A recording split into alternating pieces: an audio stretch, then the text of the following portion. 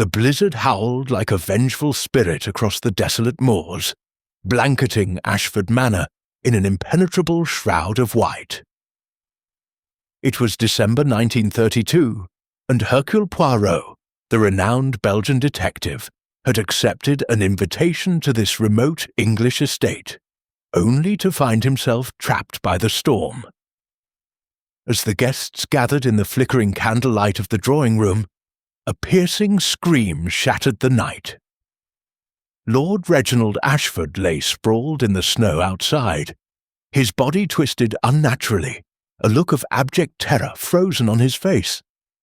Was it an accident, or something far more sinister? Poirot's little grey cells stirred to life. Chapter 1. The Gathering Storm. The wind did not merely howl, it screamed. A banshee wail that clawed at the leaded windows of Ashford Manor, rattling the ancient panes like the bones of the long dead.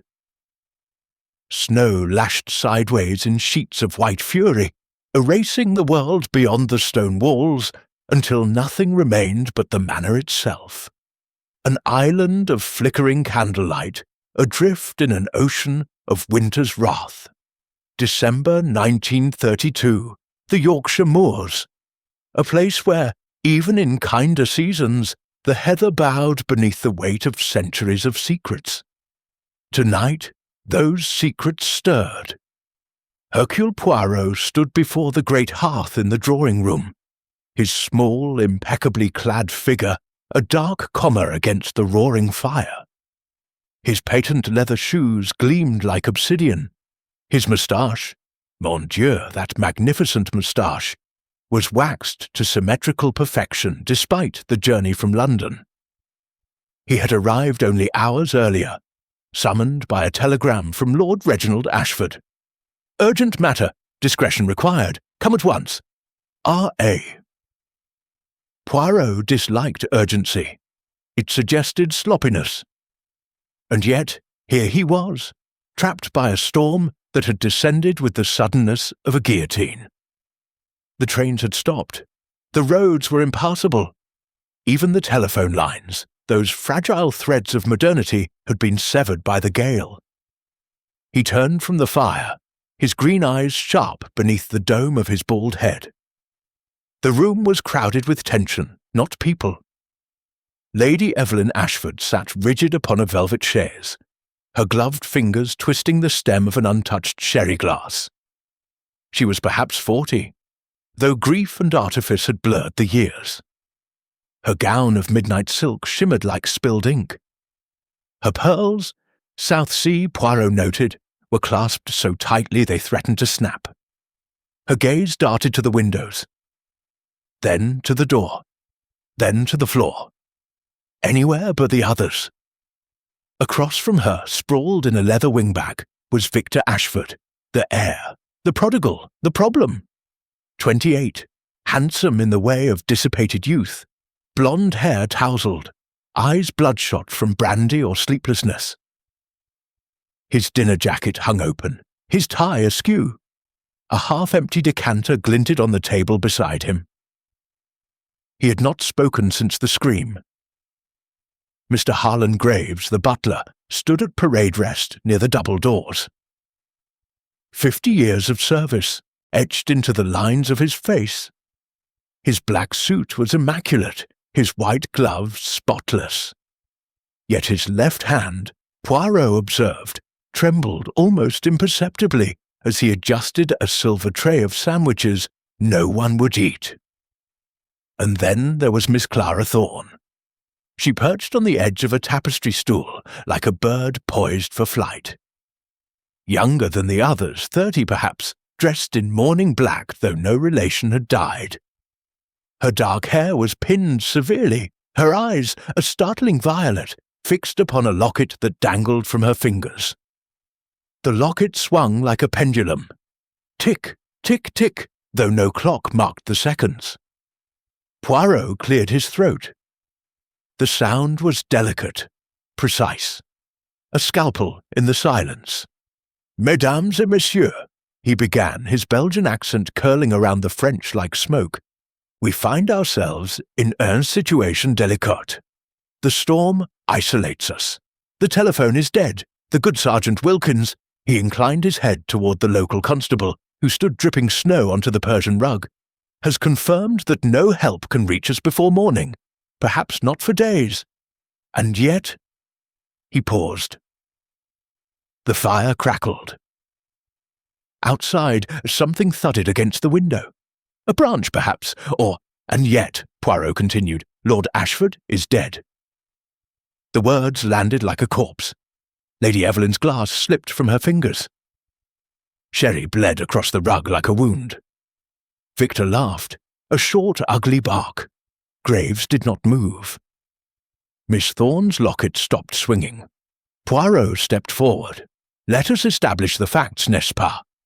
At approximately 10 o'clock this evening, Mr. Graves discovered his lordship's body in the snow, 20 yards from the east terrace. The neck is broken. The expression, he permitted himself a delicate shudder.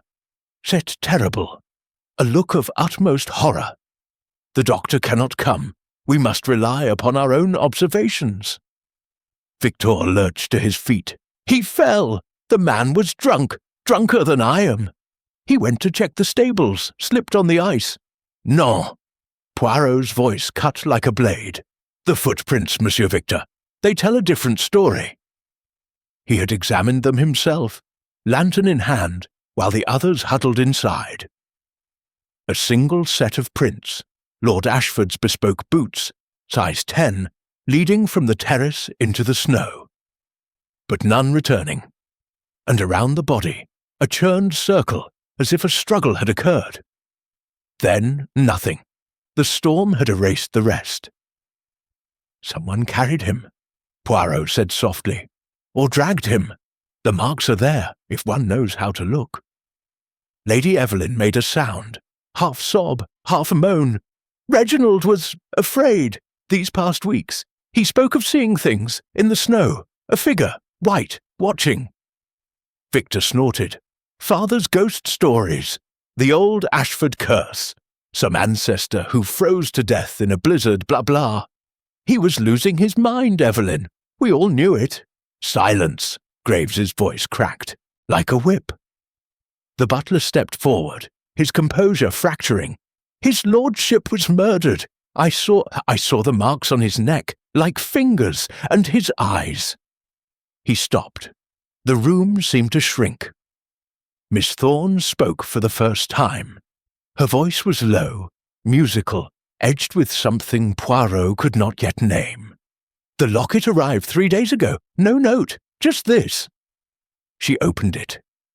Inside, a miniature portrait of a woman in Victorian dress, her face scratched out with a blade. On the reverse, etched in tiny script, the past returns in white fury. Poirot's eyes gleamed. Interessant. And who sent this charming gift, mademoiselle? I don't know. But her fingers tightened on the chain. The fire popped. A log collapsed in a shower of sparks. Poirot paced, his mind a whirlwind of order amid chaos. Let us reconstruct the evening. Dinner was served at 8. Lord Ashford was, how do you say, distracted. He argued with Monsieur Victor about debts, with Lady Evelyn about autre chose. A delicate pause. At 9:30, he announced he would check the stables, alone, despite the storm. Pourquoi? Graves answered. The horses, sir. His lordship was particular. The generator had failed earlier. The stables have their own. He feared the animals would freeze. Yet he did not take a lantern, Poirot mused. Curious. And no one accompanied him? Silence. Outside, the wind shifted. A low, mournful sound, like a woman weeping. Lady Evelyn pressed her hands to her ears. Poirot continued. At 10 o'clock, Mr. Graves went to lock the terrace doors and saw the body. He raised the alarm. We all rushed out. The snow was already covering the tracks, but not entirely. He stopped before Victor. You, monsieur, were in the billiard room, alone. You claim to have heard nothing. I was drunk, Victor snarled. and the storm presses him on. The storm drowns all sound, yet the terrace doors are but 20 feet from the billiard-room window. You saw nothing, heard nothing? Victor's face flushed. I told you, and you, Lady Evelyn. You retired early with a headache. Yet your maid says you were seen near the conservatory at 9:45. The conservatory, which opens onto the east terrace. I needed air. In a blizzard. Miss Thorne's locket began to swing again. Tick, tick. Poirot turned to Graves. And you, mon ami, you have served this family for how long? 32 years, sir. Long enough to know every creak of these floors, every secret passage. Graves's eyes flickered. There are no secret passages, sir. Fremont, we shall see. The room felt colder, though the fire blazed. Poirot clasped his hands behind his back. We have a locked room, but not a room. A locked estate. 6 people within, 1 dead, 5 suspects, and a storm that conspires to hide the truth. He moved to the window. Snow obliterated the glass. The world beyond was a void. But Hercule Poirot does not believe in conspiracies of weather, only of men. A sudden crash from the hallway. The group startled. Graves strode to the doors and flung them open. Sergeant Wilkins stumbled in, half frozen, his uniform crusted with ice. Behind him, the front door hung ajar, snow swirling in like a living thing. Begging your pardon, sir, Wilkins gasped, but the bridge is gone, washed out, and he held up a sodden leather satchel. Found this in the drift by the gate. Lord Ashford's crest, inside, a necklace, rubies, the Ashford rubies, reported missing last year. Lady Evelyn gasped. Victor swore. Miss Thorne's locket slipped from her fingers and clattered to the floor. Poirot's eyes narrowed to slits. Eh bien, it begins. But as Graves moved to close the doors, a shadow flickered in the hallway beyond. Tall, white, gone in an instant. The wind screamed louder, and somewhere in the house a clock struck 11. Chapter 2. Shadows of the Past.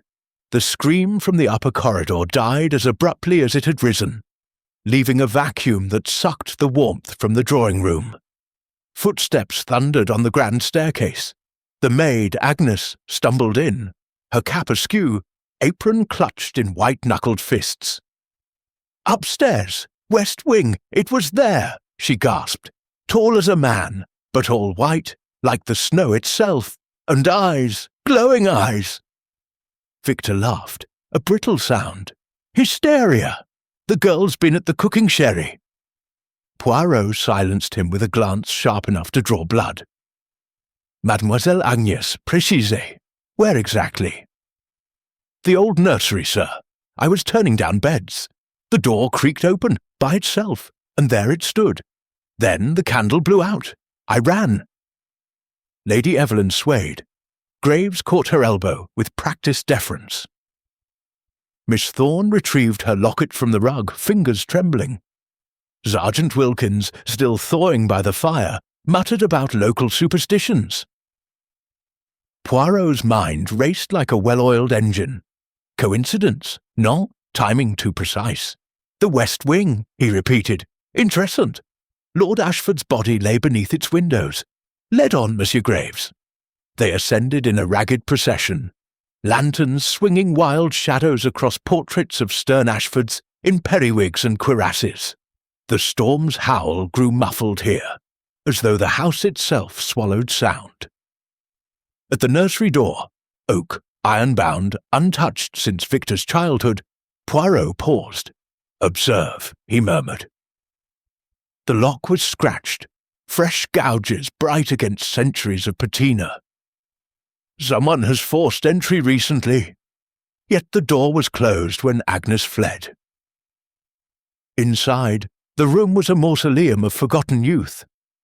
A rocking horse coated in dust, a doll's house with one window shattered, faded wallpaper of marching soldiers. Snow sifted through a cracked pane. forming a perfect white oval on the floorboards. Poirot knelt. Footprints, non. Impressions only. The snow is undisturbed beyond this circle. Whatever stood here did not cross the threshold. He lifted the lantern. Light caught something metallic beneath the rocking horse. A brass key, old and heavy. Victor snatched it. The cellar key. Father kept it on his ring. Précisément. Poirot's voice was silk over steel. And yet here it lies, 20 feet above ground. Curieux. A sudden thump from the corridor. The group whirled. Nothing. Only the wind, or so they told themselves. Downstairs again, Poirot commandeered the library, a cavern of leather and gloom. He arranged the suspects like chess pieces. Lady Evelyn on the chaise, Victor pacing, Miss Thorne by the globe, Graves at the door, Wilkins guarding the recovered rubies. "Let us speak of shadows," Poirot began, twirling the cellar key. "Lord Ashford feared them. Why?" Lady Evelyn's voice was a thread. "Reginald believed the house, remembered. His great-grandfather, Sir Giles, vanished in the blizzard of 1854. Body never found.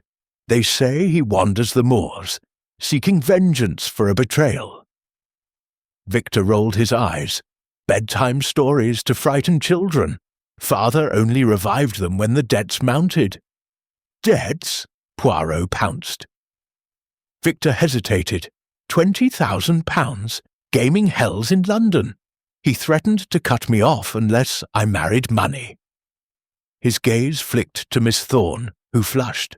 "Ah, and you, Mademoiselle Thorne, arrive convenablement with a locket and a curse. Tell me of your connection to this family." Clara's chin lifted. "My grandmother was Sir Giles's mistress, cast aside when he wed an heiress. The locket was hers, returned to me by an anonymous solicitor last month. With it, a letter claiming Ashford blood money built this house." Graves cleared his throat. His lordship was distressed by the locket's arrival. He locked himself in the study for hours. When he emerged, he spoke of seeing her, the woman in the portrait, outside his window. Poirot's eyes gleamed. "And the rubies, Sergeant? Stolen from the London house last Michaelmas." Wilkins nodded. "Valued at 15,000. Lord Ashford claimed they were taken by a maid who vanished. Insurance paid. Convenable. A false theft to cover gambling losses, perhaps." Poirot mused. "Or something darker." He moved to the fireplace, where embers glowed like malevolent eyes. "Let us examine alibis with precision. Monsieur Victor, the billiard room. You played alone?" "Practice shots. Ask the balls. They don't lie." "Non, but they roll. And you, Lady Evelyn?" "I retired at 9:30. Headache, laudanum. Yet your perfume, fleurs de rocaille, lingers in the conservatory, where footprints lead to the terrace." She paled. "I walked there earlier, to calm my nerves." Miss Thorne spoke softly.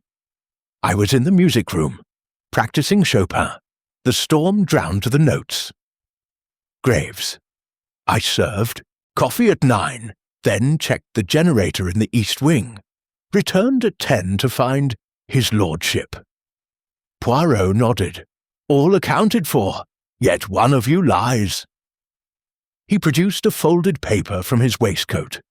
Lord Ashford's last note, found in the victim's pocket, now smoothed flat.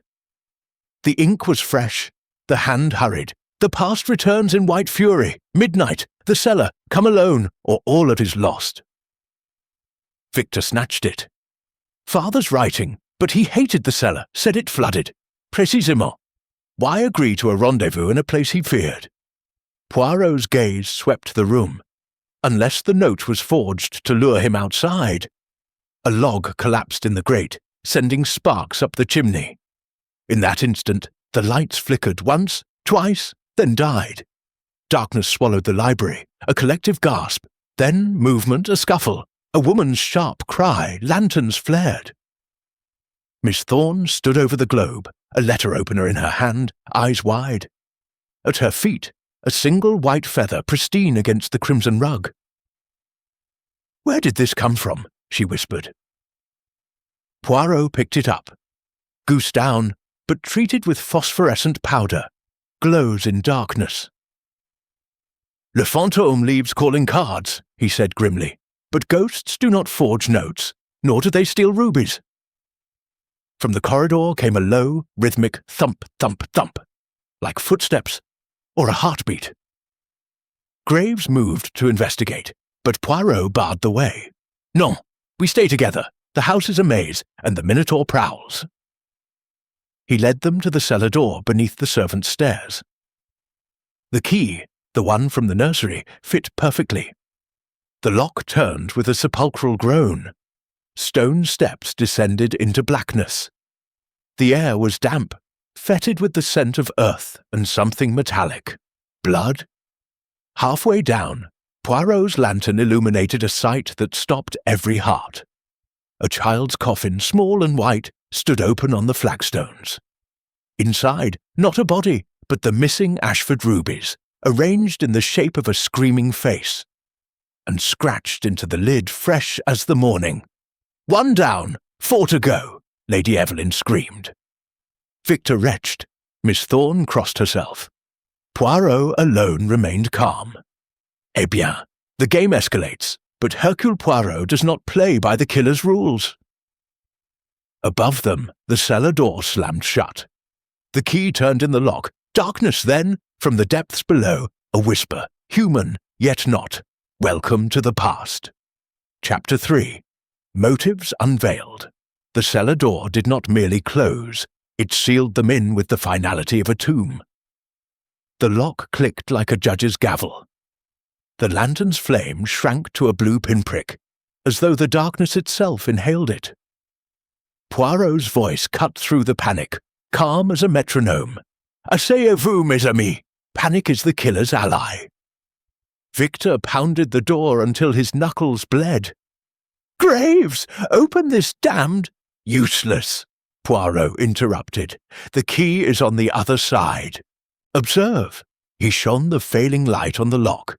A heavy Yale, modern, the sort installed only last year. Someone planned this imprisonment. Lady Evelyn sank onto the bottom step, skirts pooling like spilled ink. "We'll freeze or suffocate." "Non, air circulates. Feel the draught." Poirot pointed to a rusted grate high in the wall. "We are meant to wait, not die. A psychological cage." Miss Thorne's violet eyes glinted in the gloom. "Then the coffin, the rubies, une mise en scène." Poirot knelt beside the miniature casket. The rubies had been pried from their settings and arranged with macabre precision. 2 for eyes, a crescent for the screaming mouth. 15 stones, £15,000, a fortune in terror. Sergeant Wilkins, practical despite his bulk, examined the lid's inscription. "Fresh scratches, done with a knife. See the burrs?" Poirot nodded. "Within the hour. The killer was here while we dined upstairs." Victor laughed hysterically. "So the ghost carves warnings now. Splendid." "Silence." Poirot's command cracked like ice. "Let us use this confinement productively. Les mobiles." He arranged them in a semicircle, the coffin between them like a macabre coffee table. The lantern steadied. Poirot had trimmed the wick with a penknife. Light revealed faces etched with fear and calculation. "Lord Ashford was not beloved," Poirot began. "Let us dissect the hatred." He turned first to the widow. "Madame, your marriage was, comment dit-on, a merger. 20 years ago, you brought a dowry of £30,000. Now?" She lifted her chin. "Reginald gambled it away, Monte Carlo. The tables at Deauville. He promised to restore it with the insurance from the stolen rubies." Her laugh was bitter. "But the policy lapsed last Michaelmas. He needed me gone. Divorce would have ruined him socially." Yet you needed him dead, Poirot murmured. A widow retains the jointure. A divorcee, nothing. Her gloved hand flew to her pearls. I was in my room, with laudanum. Yet your maid saw you in the conservatory at 9:45, and your perfume lingers on the scarf found around his lordship's neck. The air lurched forward, brandy on his breath. If anyone had cause, it was me. Father rewrote the will last month. Everything to a charity unless I married within the year. Clara was his choice. Old blood, new money. Miss Thorne flinched. 20,000 in debts, Poirot continued. Your creditors grow impatient. A dead father restores the original will. You inherit all. Victor's fists clenched. I was in the billiard room, alone, with a window overlooking the terrace. You claim you saw nothing. Yet the storm's roar would mask a struggle, or a cry. Poirot's gaze shifted to the outsider. And you, mademoiselle. You arrive with a locket and a grievance. Your grandmother, Sir Giles's, mistress died in poverty while the Ashfords flourished. The letter you received claimed proof of embezzlement from the family mines. Blackmail? Clara's voice was steady. Justice. The locket was bait. I wanted Reginald to acknowledge the wrong. Yet you were seen near the cellar stairs at 9:15, Wilkins interjected, carrying a parcel. Herbal remedies, she said, for Lady Evelyn's nerves, belladonna among them. Poirot's eyebrow arched. Atropa belladonna. Dilates the pupils, induces visions. A pinch in brandy, and Lord Ashford sees ghosts indeed. The butler stood rigid, a statue in black broadcloth. 32 years, Poirot said softly. You know every secret, including the affair. Graves's mask cracked. What affair? Between Lady Evelyn and yourself. The conservatory 3 weeks ago. The maid saw you embrace. Lord Ashford discovered letters, threatened dismissal without reference. Ruin at 55. Graves's voice was a whisper. He was going to sell the estate, my home, my life. Poirot produced a folded sheet from his pocket. The forged note luring Ashford outside. Your handwriting, monsieur. The slant of the G, the pressure of the pen. You wrote this. Graves lunged for the paper. Wilkins restrained him. Poirot lifted a stone from the coffin. These were never stolen. Hidden here to be rediscovered after a staged burglary, insurance fraud. But someone moved them tonight, arranged this tableau. Why? He shone the lantern on the coffin's interior. Beneath the rubies, a second message in blood-red ink. The first of 5, Lady Evelyn screamed. The sound ricocheted off stone walls. Poirot's mind whirred. 5, the exact number of people in this cellar. A sudden clang overhead. The lock turned. The door creaked open. Graves stood silhouetted, key in hand. I found this on the stairs. Someone left it. Victor charged past him, desperate for freedom. The others followed, but Poirot lingered, examining the lock. Fresh scratches inside the keyhole. Interessant. The door was locked from within. Someone among us turned the key, then found it upstairs. They emerged into the servants' corridor. The house felt different, colder, watchful. In the hallway mirror, Poirot caught a reflection. A flash of white at the far end, vanishing around the corner. He whirled. La! Did you see? Nothing. Only their own frightened faces. From the drawing-room came a new sound. The telephone, ringing, impossible. The lines were down. Wilkins reached it first, lifted the receiver, static. Then a voice, distorted, genderless. 1 down, 4 to go. The line went dead. Poirot's eyes narrowed. Eh bien, the killer grows bold, but boldness is the crack through which truth seeps. He turned to the group, now huddled like conspirators. We retire to the drawing-room. No one leaves sight. The storm rages, but the Greater tempest is here, he tapped his temple, within these walls and within you. As they moved, Poirot noticed something new.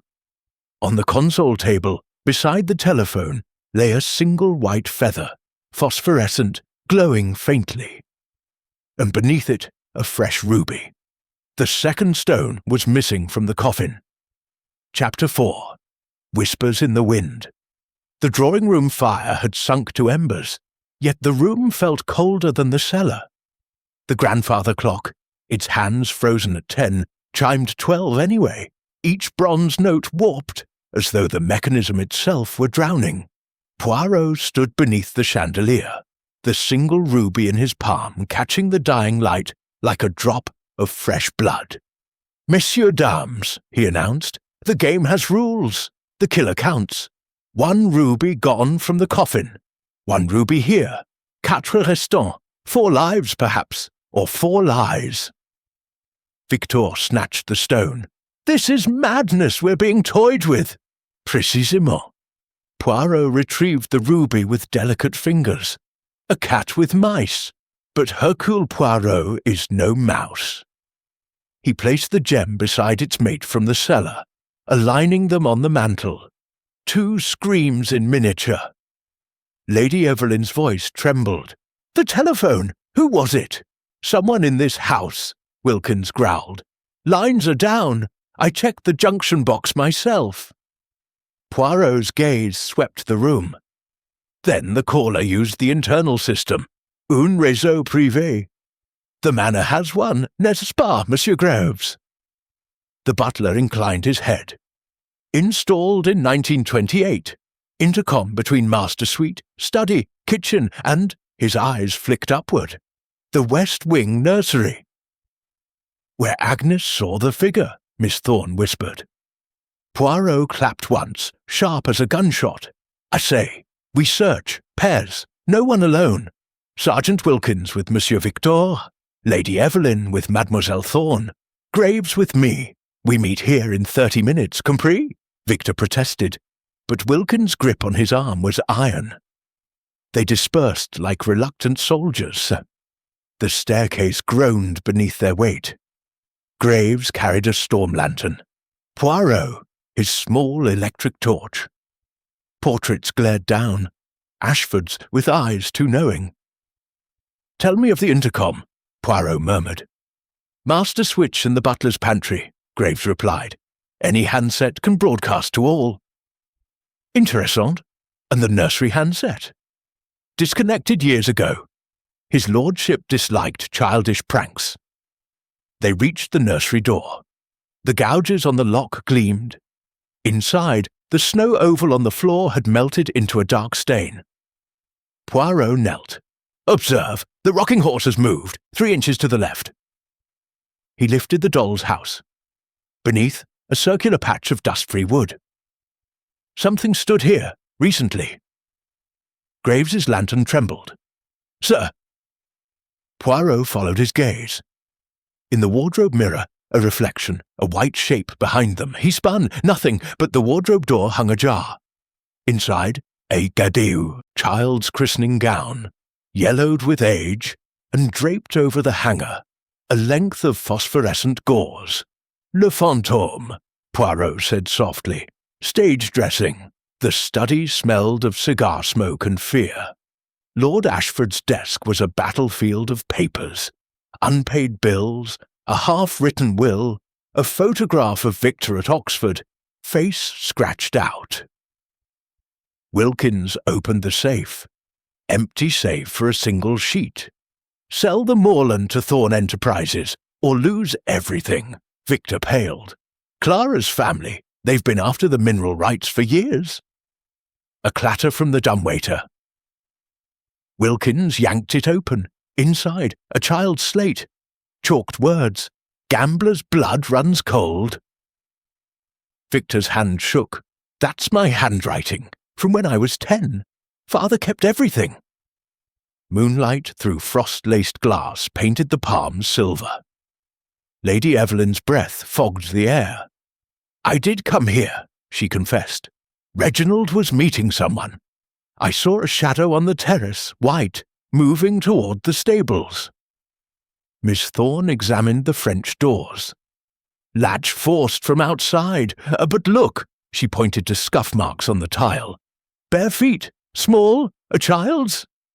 Lady Evelyn laughed hysterically. The house is haunted by its own sins. A gust rattled the panes. The temperature plummeted. Frost spiderwebbed across the glass, forming letters. L-I-A-R, lady. Evelyn screamed. They reconvened, faces ashen. Poirot listened to each report, grey cells spinning like a dynamo. The gauze, he summarized, explains the ghost. The slate, psychological torment. The frost message, tres theatrale. But the bare footprints. He produced a small evidence bag. Inside, a child's shoe print in plaster, taken from the conservatory tile. Size 3, yet no child lives here. Graves cleared his throat. There was a child. Master Victor's sister, Eliza. Died at 6, diphtheria, 1880s. Her nursery things were never cleared. Victor's face drained. Eliza. Father said she wandered, that she'd come back if we were wicked. Poirot's eyes narrowed. Superstition weaponisée. Someone exploits grief. He moved to the intercom panel by the fireplace, lifted the handset, dead. But beneath it, a wire had been spliced. Crude, hurried, a bypass. The killer broadcasts from anywhere. Wilkins examined the wire. Cut with a penknife, same burrs as the coffin scratches. A sudden crack from the windows. The group whirled. The French doors burst open, snow swirled in, and with it, a figure, small, white, a child's nightgown, phosphorescent, face obscured by a porcelain doll's mask. It stood motionless, head tilted. Then, in a voice like wind through a keyhole, 4 to go. Victor lunged. The figure darted back into the storm. Wilkins followed, boots slipping on ice. Poirot shouted, Arrêtez! A trap! Too late. Wilkins vanished into the whiteout. Seconds later, a gunshot, then silence. Poirot herded the others inside, slamming the doors. Mon Dieu! The killer separates us like wolves thinning a herd. They waited, breath held. Wilkins staggered back alone, revolver smoking, lost it in the snow, fired at a shadow. His hand bled, cut by something sharp. Poirot examined the wound. Glass. From the conservatory? Wilkins nodded. The thing led me there, then nothing. On the mantel, the 2 rubies now had a third companion. Poirot's voice was grim. Trois. The count accelerates. He turned to the intercom, lifted the handset again. This time it crackled to life. A child's voice, sweet, sing-song, ring-a-ring-a roses. Static. Then from the hallway, the patter of bare feet, running. Toward the east wing. Toward the master bedroom. Chapter 5. Fractured Alibis. Absolute darkness, the kind that presses on the eyeballs and swallows sound. Only the fire's last ember glowed like a dying coal, painting the drawing room in bruised reds. Poirot's voice sliced the void. Personne ne bouge. Hold hands. Form a chain. A rustle. Fingers found fingers. Cold, damp, trembling. Victor's grip was clammy. Lady Evelyn's nails dug into Miss Thorne's wrist. Graves's calloused palm anchored the line. Wilkins, bleeding from the glass cut, brought up the rear. 1, 2, 3, Poirot counted. 5, all present. The child's laughter had ceased the instant the lights failed. The bedroom door's click still echoed in their bones. Generator, Graves said hoarsely. East wing, non. Poirot's torch clicked on, a thin surgical beam. We move as one. The killer wants isolation. They shuffled forward, a grotesque centipede. The torch swept the corridor. Portraits leered. A suit of armor glinted like a sentinel. At the foot of the stairs, the beam caught something new. A child's bare footprint, perfect, wet with melted snow. pointing up. "Size 3, Poirot murmured. "Yet the storm rages outside. How does a child enter and vanish?" Victor's voice cracked. Eliza's room was sealed after she died. Father bricked the door himself, Miss Thorne whispered. "Then who?" A thump overhead. Directly above, Lord Ashford's bedroom. Poirot led the chain upward. The footprint trail continued. 1, 2, 3, then smeared as though something had been dragged.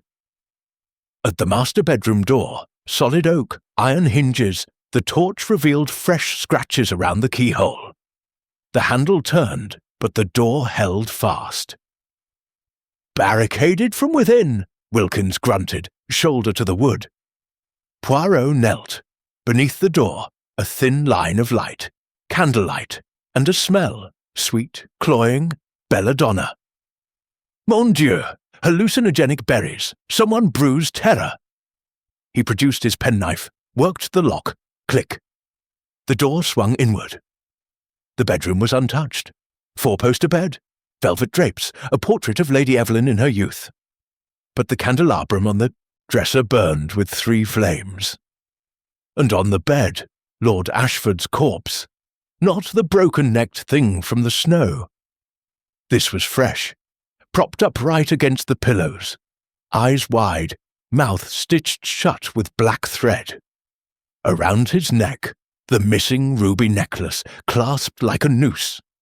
Lady Evelyn screamed, a sound torn from the marrow. Victor retched. "That's impossible! We buried him in the conservatory." Poirot approached, torch steady.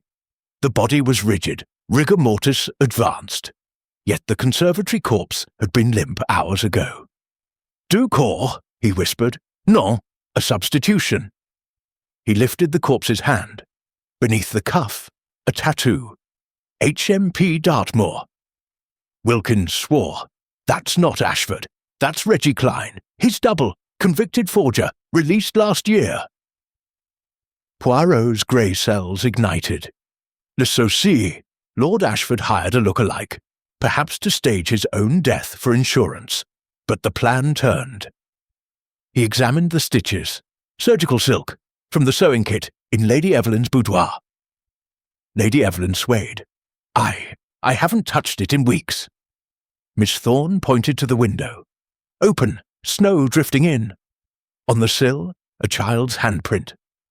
Poirot followed the draught. The window overlooked the east terrace where the real Ashford had died. Footprints in the snow below, small, bare, leading to the manor hut but none away. Graves's voice shook. "The generator room, now! We need light to see the devil." They descended single file, torch beam jittering. The generator, a squat diesel beast, coughed and sputtered. Fuel gauge near empty. Wilkins checked the breaker box. Sabotage, main cable severed with bolt cutters. Poirot's light caught a glint on the floor. A ruby, the 4th. Beside it, a child's marble, swirled with red. Victor picked it up. Eliza's. She collected these. A sudden whir. The generator kicked, then died. Darkness again. A child's voice, real, close, pocket full of posies, torch back on. The marble was gone from Victor's hand. In its place, a lock of blonde hair, his colour but finer, child fine. Victor dropped it as though burned. Poirot's mind raced. The killer uses relics, personal, intimate, to fracture the mind. They relit the fire with shaking hands. Poirot lined them up like suspects in the dock. Les alibis se fracturent, each denied, each accused. Poirot produced the child's marble, now in his pocket. This was planted, like the hair, the ruby. The killer moves among us, unseen. He opened the fireplace flue. Soot cascaded. Within, a child's shoe, size 3, stuffed with newspaper, dated last week. Victor lunged. "That's impossible! Eliza died 50 years ago." Poirot's voice was ice. "Précisément. The ghost is contemporary. Someone cultivates the legend." He turned to Graves. "The brick door, show me." In the west wing, Graves produced a key from his waistcoat. The brickwork was fresh, mortar still damp. Wilkins smashed it with a fire-axe. Dust billowed. Behind, not a room, but a shaft, a laundry chute, long disused. At the bottom, a pile of children's clothes, modern, and a portable gramophone. Poirot lifted the record. Label, Children's Nursery Rhymes, distorted. Victor's face crumpled. Father's voice, on the intercom. It was a recording. Poirot nodded. Played through the chute, amplified by the vents. The ghost is mechanical. But then, a scream from downstairs. Agnes, the maid, they ran. In the kitchen, Agnes, throat slashed, slumped over the table. In her hand, a ruby, the fifth on the wall scrawled in blood. Ashes, ashes. Poirot's torch illuminated the floor. Bare child footprints, leading from the pantry dumbwaiter. The dumbwaiter door hung open. Inside, a child's nightgown soaked in blood. And a note in Ashford's hand. We all fall down. Chapter 6. The Unseen Presence. Every pane in the entrance hall, gilt-framed, ancestral proud, showed the same impossible child in white standing directly behind Hercule Poirot. A porcelain mask hid the face. The nightgown dripped crimson. The figure's head tilted in grotesque mimicry of Poirot's own posture. Yet when Poirot whirled, torch beams slashing the air, the hall was empty. Only the 5 living souls. Victor retching against the newel post, Lady Evelyn collapsed in a velvet swoon, Miss Thorne clutching her locket like a rosary. Graves frozen with the fire-axe, Wilkins' revolver trembling toward shadows. The lights, generator restored, blazed mercilessly. No child, no blood on the parquet. Mirrors, Poirot snapped. Trucs de théâtre. Someone rigs the glass. Wilkins fired at the nearest reflection. Crack! The mirror exploded into silver shards. The child vanished. Victor screamed, We're in Bedlam! No, in a carefully rehearsed nightmare. Poirot knelt amid the glass. Each fragment reflected a different angle of the hall, some empty, some showing the child in varied poses. Two-way mirrors, installed behind the originals. The killer watches and performs.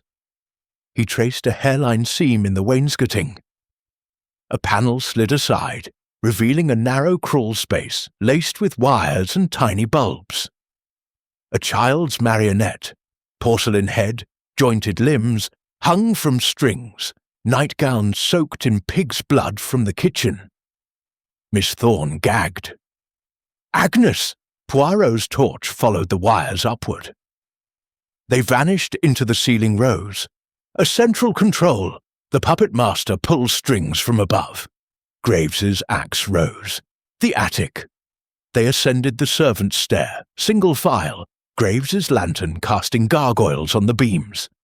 The attic door, padlocked, yielded to the axe with a splintering roar. Inside, a macabre stage. A circle of candles, black wax still warm, surrounded a chalk pentagram. At its centre, Lord Ashford's real corpse, neck twisted, eyes stitched open with the same surgical silk.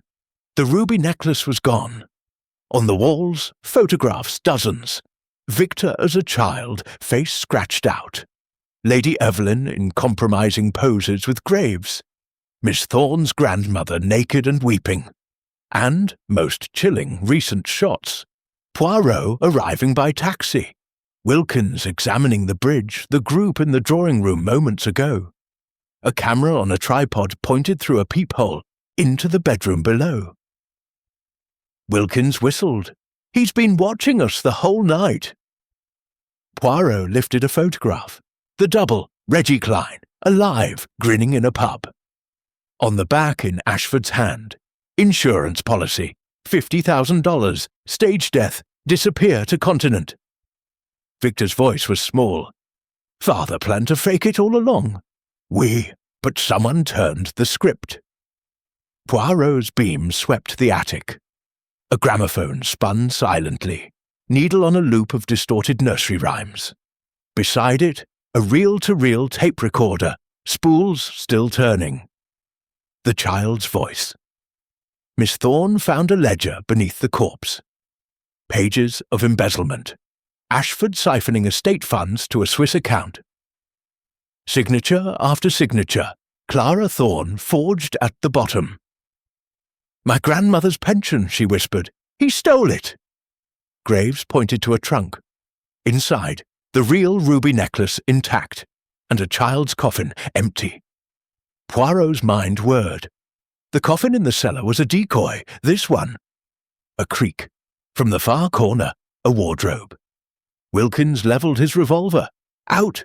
The door opened slowly. Inside, Eliza's skeleton. Tiny bones arranged in a sitting position, dressed in the blooded nightgown. A porcelain mask, cracked, covered the skull. In the ribcage, the final ruby wedged like a heart. Lady Evelyn fainted dead away. Victor fell to his knees. "Eliza, father kept her here." Poirot's voice was steel. "No, these bones are modern. Dental work, 1930. A child's corpse stolen from a pauper's grave. Another prop." He lifted the mask. Beneath, not bone, but wax. A perfect child's face, moulded and painted. Le fantôme démasqué. The killer crafts terror from the dead. Behind the wardrobe, a false wall. They pushed through into a narrow chamber, the nerve centre. A switchboard of wires. Levers labelled nursery, bedroom, drawing room, kitchen. A periscope aimed at the hall mirror. A microphone, a child's voice box, mechanical, operated by bellows, and a reel of film. Poirot threaded it into a portable projector. The screen flickered. Lord Ashford, alive, arguing with Reggie Klein in the study. Ashford, "You'll take my place in the snow. I'll be dead. Insurance pays. We split 50-50. Klein, "And if they autopsy?" Ashford, "Blizzard buries evidence. Trust me." The film cut to Klein dead in the snow. Neck snapped. Ashford's gloved hands arranging the scene.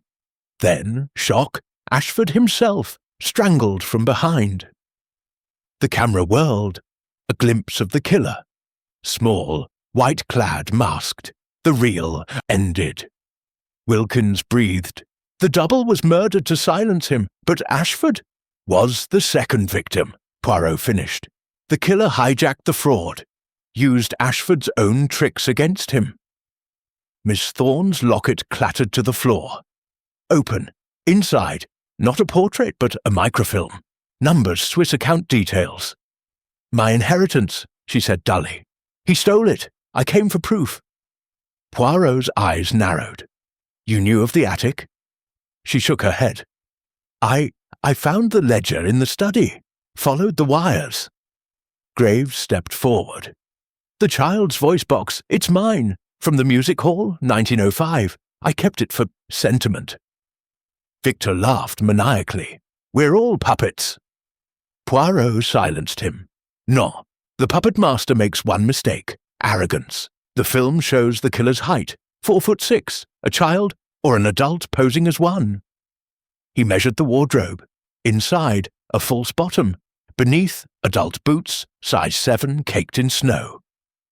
Lady Evelyn stirred. "The boots, Reginald's gardening pair. I thought them lost." Poirot's torch illuminated scuff marks on the floor. Adult prints leading to a trapdoor. The trapdoor opened onto the roof. Snow lashed in. They emerged into the blizzard. The manor's chimneys belched smoke like funeral pyres. On the snow-covered leads, a trail of small footprints, ending at a skylight. The skylight was open. Below, the master bedroom, where Lord Ashford's real corpse had been, now gone. Poirot leaned over the edge. The bedroom was empty, the candelabrum extinguished. But on the bed, a single ruby, the 6th. Impossible. There were only 15. Poirot's breath fogged the air. "Le compte est faux. The killer adds to the tally. A message." From the skylight shaft, a child's giggle. Then, nothing. Chapter 7. threads of deception. The child's hand was gone as quickly as it had come, slipping from Poirot's wrist like melting ice. The whisper lingered, intimate as a lover's threat. Darkness swallowed the rooftop. The generator's death left only the blizzard's roar and the frantic thud of 5 hearts. Poirot's torch flared back to life. He had conserved the battery with Belgian thrift. The beam cut through swirling snow to the open skylight. No hand, no child. Only a smear of crimson on the frame. Blood still warm. "À l'intérieur!" he barked. "The killer descends." They scrambled down the attic ladder, boots slipping on rungs slick with melt. Graves's lantern had shattered in the chaos. Wilkins' revolver swept empty air. The master bedroom yawned beneath the skylight. Bed stripped, candelabrum toppled, the 6th ruby glinting alone on the counterpane like a malevolent eye. Poirot snatched it. Faux, paste, the real stones are elsewhere. Victor's voice cracked. "How many more tricks? How many more bodies?" "Assez." Poirot's tone brooked no hysteria. "We end the performance. Tous au salon." They barred, the doors with a settee and a bronze bust of some forgotten Ashford. The fire was dead. Wilkins coaxed it back with bellows and curses. Light returned, flickering, uncertain, but enough. Poirot arranged the evidence on the card table like a conjurer's props. "Regardez," he began, voice low, compelling. "The threads, fraud, blackmail, vengeance, terror. One hand pulls them all. Lord Ashford hired Reggie Klein to die in his place. $50,000 insurance. Klein's corpse in the snow. Le corps numéro un. But the killer snapped the neck after death to mimic strangulation. Why? Wilkins grunted. To hide the substitution. Autopsy would reveal Klein's prison tattoos. The film, Poirot continued, threading the projector. The screen flickered again. Ashford strangling Klein. Then the camera whirling to reveal the real killer behind Ashford. A white blur, small, masked. 4'6", Poirot repeated. Yet the boots in the attic, size 7. The killer changes height. Platforms, stilts, none. A costume with removable lifts. He held up the wax mask. Eliza's legend, exploited. The bones, stolen. The voice, mechanical. The footprints, moulded resin soles strapped to adult shoes. He produced one from his pocket. Grotesque, child-sized, ridged for snow. Miss Thorne's hand flew to her mouth. I brought resin. For casting herbs. It's in my room. 15 real stones. 5 planted. 1 paste. 9 missing. Poirot lined them up. The necklace in the attic trunk intact. Someone removed stones to count down the victims. But the paste, ruby, he held it to the light, is new. Made tonight. In the kitchen, sugar syrup, red dye, a child's ring mould. Graves paled. The kitchen. Agnes was silenced. She saw the killer craft the fake. Poirot turned to each like a prosecutor. Wilkins bristled. I nearly died out there. Précisément. A perfect alibi. Poirot produced a final item, a child's glove, found in the skylight shaft. Inside, a monogram.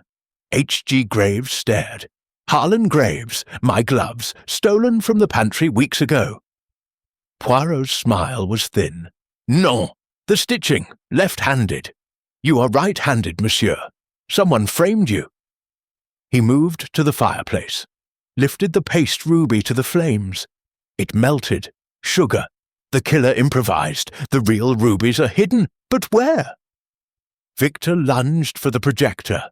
The film! Rewind it! Poirot obliged, frame by frame. Ashford's murder. The killer's gloved hand, left-handed, reaching for the camera. A birthmark, on the wrist, shaped like a crescent moon. Lady Evelyn gasped. Her sleeve had ridden up during her faint, revealing the same mark. Vous, madame, Poirot said softly. The gloves were yours, child-sized from your trousseau. The resin, Clara's, but you borrowed it. The sugar ruby. Your recipe for petit fours." She backed away. "Lies! I was in the conservatory, where the bare footprints began. You posed as the child. Platforms removed, resin soles strapped on. You strangled Ashford with his own scarf, then Klein to silence him. Agnes saw you craft the fake ruby. You slit her throat with the kitchen knife." Graves stepped forward, axe raised. "Evelyn," she laughed, high, brittle. "Reginald was leaving me for her." She pointed at Clara. "Some bastard heiress. The rubies were mine. I staged the ghost to drive him mad. Belladonna in his brandy. When he planned to fake his death, I helped, then killed him for real." She bolted for the door. Wilkins tackled her. The settee toppled. In the struggle, her locket snapped open. Another microfilm. Poirot caught it. "Deuxième compte. Your own insurance, proof of Ashford's fraud to sell if he divorced you." Lady Evelyn spat. "You'll never prove—" Poirot held up the resin sole. Her footprint taken from the conservatory tile. "Mais oui, plaster cast. And the film, your left hand." Wilkins cuffed her. Poirot faced the group. The ghost was Madame's masterpiece. Using Eliza's legend, the attic props, the mirrors. She locked us in the cellar to search for the rubies undisturbed. The paste ruby, improvised when Agnes interrupted. Victor sank to the floor. "Mother!" Graves stared at Lady Evelyn as though seeing a stranger. "All those years," Miss Thorne retrieved her locket, empty. "She stole my proof." Poirot pocketed the microfilm. "Justice will return it." Outside, the storm broke. A sliver of dawn pierced the windows. The telephone rang, real this time. Wilkins answered. "Bridge repaired. Help's coming." Poirot allowed himself a small smile.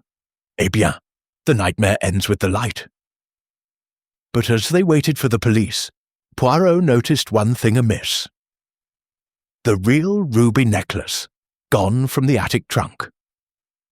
And on the mantel, where the paste ruby had melted, a single word scratched into the wood. Chapter 8. Revelations in the Cold. The gramophone's needle scratched its endless circle in the west wing, the warped nursery rhyme threading through the manor like a wire garrote. Dawn had cracked the horizon, yet the house refused to wake. Snow still fell in fat, deliberate flakes, as though the sky itself were reluctant to let the night end. Poirot stood in the entrance hall, torch now unnecessary in the grey light. The child's footprint on the threshold was perfect, resin sole, size 3, pointing in. But the snow beyond the door was virgin. No trail led away. "Le fantôme returns," he murmured. "Mais non, a final encore." Lady Evelyn, cuffed, dishevelled, eyes wild, laughed from the drawing-room doorway where Wilkins guarded her. "You think it's over? The house keeps its own." Victor, pale as parchment, clutched a brandy he could not drink. "Mother, how could you?" Graves stood apart, axe abandoned, staring at the footprint as though it might speak. Monsieur Thorne pressed her locket, now empty, against her heart. Poirot knelt. The footprint was wet. Fresh meltwater pooled in the tread. Quelqu'un entered after the storm eased, within the last minute. Wilkins' revolver rose. "Inside, now!" They barred the door again. The gramophone stopped mid-verse. Silence fell heavier than snow. Poirot led the procession. The corridor smelled of melted wax and iron. The nursery door hung ajar, candle stubs guttered in black pools. The gramophone sat on the rocking horse, needle lifted. On the turntable, a new record, label handwritten in red ink, for the detective who sees everything, but not the end. Poirot lifted it. Beneath, the real ruby necklace, 15 stones blazing like frozen blood. Victor gasped. "You said they were hidden." "They were." Poirot's eyes narrowed. "Someone returned them. A taunt." Miss Thorne pointed to the wall. Fresh scratches, claw marks, raked the wallpaper from ceiling to floor. Graves whispered, "The house! Non, human nails. See the skin beneath?" Poirot scraped a flake into an envelope. "DNA is future science, but blood type is maintenance." Wilkins examined the gramophone. "Wired to a trip switch. Door opens. Record plays." Poirot's torch swept the room. In the doll's house, a miniature scene. Tiny figures, wax, representing the household. Lord Ashford strangled, Agnes throat slit. And Poirot, a perfect likeness, hanged from the chandelier. Lady Evelyn's laugh echoed from the corridor. "Art, monsieur, my final tableau." They dragged her to the nursery. She struggled, but Wilkins' grip was iron. "Parlez, madame," Poirot commanded. "The necklace, why return it?" She spat. "Because I never had it. I thought I did. Reginald hid it, from me. I killed him for insurance, yes, but the rubies were leverage." He laughed as I tightened the scarf. "You'll never find them, Evie. They're with the one person you'd never suspect." Victor's voice broke. "Me? Non." Poirot's gaze fixed on Graves. "Vous, monsieur le butler. 32 years. You knew every hiding place. You moved the necklace tonight, after Madame's arrest." Graves did not flinch. "Prove it." Poirot produced the child's glove. HG monogram. "Your glove, but the left hand. Madame is left-handed. You are not. You wore her glove to plant evidence. The resin soles, your boot size beneath the child moulds." Graves smiled. "Slow, terrible, clever Belgian, but you're missing the motive." Poirot turned to the doll's house, lifted the miniature Poirot. Beneath, a folded note. "The butler did it, but the lady paid." Graves laughed now. "Evelyn thought she orchestrated everything. The belladonna, the mirrors, the child costume, her hysteria. But I built the stage. I installed the wires, the mirrors, the gramophone. I filmed Ashford's fraud to blackmail him. When he planned to flee with the rubies, I killed Klein, then Ashford. Evelyn strangled him, yes, but I guided her hands. She was the puppet. I pulled the strings." Lady Evelyn shrieked. "Liar! You said we'd marry, after you hanged for murder." Graves's eyes were cold. "The estate sells. I buy it cheap. The rubies fund my retirement. Agnes saw me move the necklace. She had to die." Victor lunged. Wilkins restrained him. Poirot's voice was calm. "The child's voice. Your music hall relic. The footprints. Your resin moulds. The paste ruby. Your kitchen experiment when Agnes interrupted Evelyn. You let her confess, then framed her further with the returned necklace." Graves shrugged. "A duet. She sang. I conducted." Poirot opened the rocking horse's belly, hollow. Inside, a ledger, Graves's handwriting. "Every payment from Ashford, hush money for the affair, for covering gambling losses, for burying Eliza's true death, diphtheria cover-up to hide abuse." Graves's face twisted. "He deserved it. 32 years polishing his boots while he ruined us all." Wilkins cuffed him. "Harlan Graves, you're nicked." Dawn fully broke. Police sirens wailed in the distance, help across the repaired bridge. Poirot addressed the survivors. "Lady Evelyn, accessory to murder, fraud, Monsieur Graves, premeditated killing, theft. The Snowstorm horror was human. Greed, betrayal, vengeance. No ghosts, only les petites cellules grises." Victor inherited a ruined estate, but a clean conscience. Miss Thorne received her microfilm. Justice for her grandmother. As the police entered, Poirot noticed one last detail. The doll's house chandelier, where miniature Poirot hanged, now held a real noose, tiny, child-sized, and on the floor beneath, a single ruby, the 16th, impossible. Poirot pocketed it. Un souvenir. The house keeps one secret after all. Chapter 9. The final deduction. The entrance hall of Ashford Manor smelled of wet wool, coal smoke, and the metallic tang of truth. Police boots thudded across the parquet. Constables in oilskins hauled Graves and Lady Evelyn toward the waiting Black Maria. The storm had broken completely. Sunlight speared through the windows, turning the snow outside into a blinding mirror. Hercule Poirot stood at the foot of the grand staircase, hands clasped behind his back, the 16th ruby warm in his waistcoat pocket. Victor, Miss Thorne, and Sergeant Wilkins formed a silent semicircle.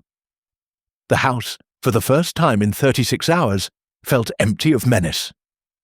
Yet Poirot's little grey cells still buzzed like a hive. "Mes amis," he began, voice crisp as frost, "le rideau tombe." But before the actors depart, Hercule Poirot must tie every thread. Suivez le raisonnement. He turned to the staircase. On the newel post, the child's hairpin glinted, silver, engraved with tiny violets. 15 stones in the necklace, 15 only. Yet here, he produced the ruby. Seize. Counterfeit? No. Identical weight, cut fire. It came from outside the set. Wilkins frowned. A spare. Précisément. Lord Ashford was meticulous.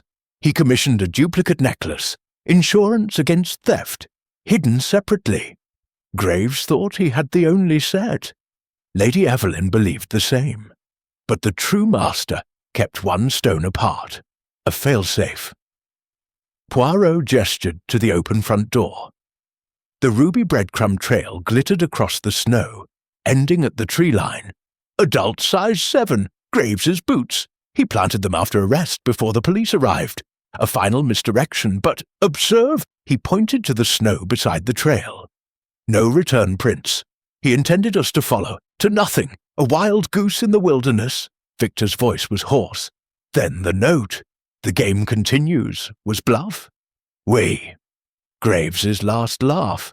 He hoped we would waste hours searching the moors while he claimed innocence in custody. Poirot twirled the silver pin.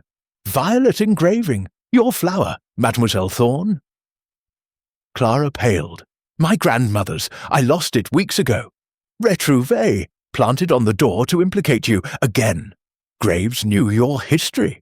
He used the locket, the microfilm, the legend. Every soul here was a puppet. Poirot paced, reconstructing the night like a conductor reviving a symphony. Wilkins whistled. Diabolical. Poirot's eyes gleamed. Mais non, predictable. The criminal of genius leaves no loose thread. Graves left dozens. He led them to the butler's pantry. A false panel behind the spice rack slid aside. Inside, Victor stared. He planned to flee with the necklace? Oui, but the 16th ruby, Ashford's secret, was never in the trunk, hidden here. Poirot opened a tea caddy. Inside, a velvet pouch. 15 real rubies. The duplicate set. Miss Thorne gasped. My inheritance restored. Ashford embezzled, yes, but kept the stones as leverage. Graves never found them. Graves in the police van shouted through the grille, He owed me 32 years. Eliza died because he locked her in the nursery, punishment for spilling ink. I preserved her legend to torment him. Lady Evelyn, beside him, wept silently. I only wanted security. Poirot's voice was soft. Madame, you wanted revenge. Monsieur Graves wanted everything. Together you built a cathedral of horror on a child's grave. Outside, the police surgeon confirmed. Klein's body, broken neck, no strangulation. Ashford, strangled, then neck snapped to match. Agnes, knife from the kitchen block, Graves's prints. Victor signed the estate over to restoration. Debts paid by insurance honestly claimed. Miss Thorne took the microfilm to the courts. Ashford's embezzlement exposed, her grandmother's pension restored with interest. Wilkins shook Poirot's hand. Never seen a case like it, sir. Poirot adjusted his moustache. Les crimes passionnels are always theatrical, but the stage collapses when the lights of logic rise. As the Black Maria pulled away, Poirot noticed one final detail. The child's footprint on the threshold, melted, but in its place, etched into the wet stone by a gloved finger. "Thank you, Monsieur Poirot." He smiled faintly. "De rien, little ghost. Your story is told." The manor stood silent, sunlight pouring through broken mirrors. No whispers, no footsteps, only the wind, gentle now, carrying the scent of pine and distant thaw. Chapter 10. Resolution in the Dawn. The sun rose fully over Ashford Moor, a pale gold coin balanced on the horizon. The snowfields glittered like shattered crystal, every drift and hollow laid bare. No footprints led to the tree line now. The ruby breadcrumb trail had melted into pinkish stains, as though the earth itself had bled and healed overnight. Hercule Poirot stood on the east terrace, coat buttoned to the throat, breath pluming in the frigid air. Behind him, the manor's windows gaped like empty sockets, their broken mirrors already boarded by constables. The house looked smaller in daylight, less a monster, more a tired old man, shoulders slumped beneath centuries of scandal. Victor Ashford emerged from the conservatory, a solicitor's briefcase in hand. His eyes were red-rimmed but clear. "The will's been read, Monsieur Poirot. Father's final codicil, written after the fraud, was witnessed by the London Bank. Everything to charity, unless I prove worthy. Debts paid, the estate's mine to restore or raise." Poirot inclined his head. "Et vous choisissez?" "Restore," Victor said firmly. "Turn it into a sanatorium for children. No more locked nurseries. Bien, a ghost laid to rest." Miss Clara Thorne joined them, wrapped in a borrowed constable's coat. In her gloved hand, the microfilm canister, now sealed in an evidence bag. "The court's open at 9. Grandmother's pension and interest will fund a scholarship in her name." She hesitated, then offered a small velvet box. "For you, monsieur, from the duplicate set. 1 stone, recut." Poirot opened it. A tiny violet, perfect, flawless, winked in the sunlight. "Un souvenir," she said softly, "from the girl who played the ghost and found her voice." He closed the box with a snap. "Merci, mademoiselle. Truth is the rarest gem." Inside, Sergeant Wilkins supervised the loading of evidence crates, the gramophone, the wax mask, the resin soles, the ledgers. Graves and Lady Evelyn sat handcuffed in separate vans, faces turned away from each other. Wilkins approached Poirot, helmet under arm. "Statement signed. Graves confessed everything, planned it for a year. Lady Evelyn claims she acted in a trance of terror. Jury'll decide." Poirot nodded. "La peur is a poor defence. She chose the scarf." A young constable ran up, breathless. "Sir, the pantry safe, another compartment. Found this." He held out a child's shoe diary, leather cover cracked with age. Inside, in faded ink, "Eliza Ashford, aged 6. Father says I must stay in the nursery until I learn silence. The walls listen, the snow watches. One day I'll be the ghost and scare him back." Victor took it reverently. She was real, not just a legend. Poirot's voice was gentle. "Oui." And Graves twisted her tragedy into a weapon, but now she is free. By 10 o'clock, the manor was empty save for echoes. Poirot's taxi, a sturdy Austin, chains on the tires, waited at the gate. The driver, a local man, touched his cap. "Road's clear to the station, sir. Train to London at noon." Poirot paused on the threshold. One last sweep of the hall. The grandfather clock, hands now set to correct time, ticked solemnly. The doll's house in the nursery had been dismantled, its noose burned. The mirrors, shattered, lay in a crate marked evidence. He placed the violet ruby on the console table beside a single pressed flower, real violet, dried between pages of Eliza's diary. A constable approached. "Anything else, sir?" Poirot smiled. "No, the house is clean." The train rattled through Yorkshire, snow giving way to hedgerows and stone walls.